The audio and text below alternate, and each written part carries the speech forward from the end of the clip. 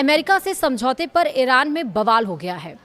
Deal का विरोध आखिरकार ईरान में कौन कर रहा है, इस पर हम करेंगे चर्चा। नमस्कार, आप देख रहे हैं न्यूज़ 18 का डिजिटल प्लेटफॉर्म। मैं हूं आपके साथ श्रुति श्रीवास्तव। ईरान और अमेरिका के बीच हुए नए समझौते को लेकर देश के भीतर मतभेद सामने आ गए हैं। कट्टरपंथी नेता, पायदारी पार्टी, कुछ धार्मिक समूहों और सरकारी टीवी चैनल IRIB इस डील का विरोध कर रहे हैं। वहीं राष्ट्रपति मसूद पेज़ेश्कियान और मोहम्मद बाघेर गालिबाफ ने वार्ता प्रक्रिया का समर्थन किया है। सर्वोच्च नेतृत्व ने भी विरोधियों को चेतावनी दी है।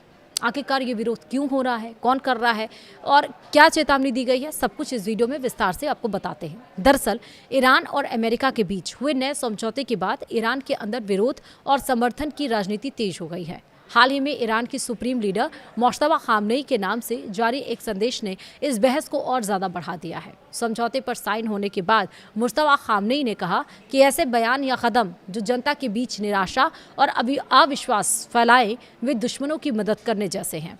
इस बयान को समझौते का विरोध कर रहे कट्टरपंथी नेताओं और संगठनों के लिए चेतावनी माना गया है। इसके तुरंत बाद राष्ट्रपति मसूद पेज़ेश्कियान और अमेरिका के साथ बातचीत कर रहे प्रमुख नेता मोहम्मद बाघेर गालिबाफ ने कहा कि वे देश के सर्वोच्च नेता के निर्देशों का पालन करेंगे और बातचीत की प्रक्रिया का समर्थन करेंगे। पिछले कई हफ्तों से ईरान के कुछ कट्टरपंथी मीडिया संस्थान, धार्मिक नेता और राजनीतिक समूह इस समझौते की आलोचना कर रहे थे। उनका मानना है कि अमेरिका के साथ समझौता करना ईरान के हित में नहीं है और इससे देश को नुकसान हो सकता है। इनमें कायहान के एडिटर हुसैन शरीयत मदारी शामिल हैं, जो लंबे समय से अमेरिका के साथ बातचीत के आलोचक रहे हैं। साथ ही सांसद इस्माइल कोसारी भी हैं। ईरानी वेबसाइट खबर ऑनलाइन ने अपनी रिपोर्ट में कहा है कि यह सिर्फ सामान्य आलोचना नहीं है, बल्कि बातचीत को असफल बनाने और देश में मतभेद बढ़ाने की एक संगठित कोशिश है। रिपोर्ट में सरकारी टीवी चैनल IRIB को समझौते का सबसे बड़ा विरोधी बताया गया है। रिपोर्ट के अनुसार IRIB पर कई मौलवियों ने अमेरिका से बातचीत के खिलाफ बयान दिए। मौलवी गुलाम रेजा गासिमियन ने कहा है कि अमेरिका से बातचीत हराम है। वहीं शेख इस्माइल रमजानी ने कहा कि वाशिंगटन के साथ अच्छे संबंध कभी भी संभव नहीं है। वहीं कट्टरपंथी पायदारी पार्टी भी इस समझौते की आलोचना कर रही है। पार्टी से जुड़े सांसद और मीडिया संस्थान लगातार वार्ता टीम पर सवाल उठा रहे हैं। हालांकि रिपोर्ट के मुताबिक विरोध सिर्फ पायदारी पार्टी तक सीमित नहीं है। कई अन्य धार्मिक और राजनीतिक समूह भी अमेरिका से समझौते के खिलाफ हैं।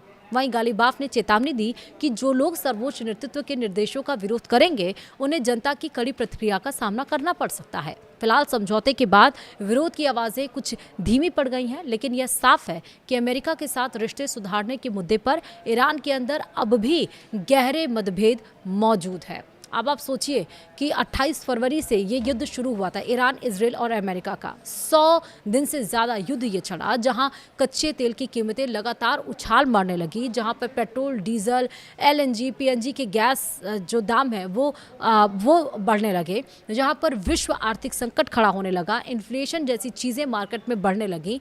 उस बीच में जहां पर अपनी शर्तों से पीछे नहीं हटने को तैयार, और उसके बाद से सोच समझकर कई बार डील टूटी, कई बार डील हुई, कई बार डील टूटी, कई बार डील हुई, और आखिरकार अब इस डील पर समझौता हो गया है, साइन हो गया है, युद्ध विराम कहीं ना कहीं हो गया है। उस बीच में ईरान में अब बगावती सुर यहाँ पर खड़े हो रहे हैं और उसको समझाने की कोशिश यहाँ पर सरकार की तरफ से की जा रही है। लेकिन जब सरकार की समझाने की कोशिश के बाद भी ईरानी लोग नहीं मान रहे हैं, उसके बाद उन्हें चेतावनी दी गई है, क्योंकि अब ईरान भी चाहता है कि उसकी शर्तों के साथ जो डील हुई है उस डील पर कायम रहे। अमेरिका भी ये चाहता है, जो कंट्रोल करना चाहता था ईरान को, कि जिस मकसद से उसने युद्ध छेड़ा था वो मकसद तो पूरा नहीं हो पाया, लेकिन वो चाहता है कि अब युद्ध ये ख़त्म हो, ये युद्ध यहाँ पर सिमटे। लेकिन जो बगावत के सुर अब यहाँ पर ईरान में खड़े हुए हैं, क्या वो नई मुसीबत ईरान के लिए पैदा कर रहे हैं? ये एक बड़ा सवाल है, और इस सवाल का जवाब अगर आपके पास है, आप क्या सोचते हैं, मुझे ज़रूर कमेंट में बताइएगा। फिलहाल इस वीडियो में इतना ही। नमस्कार।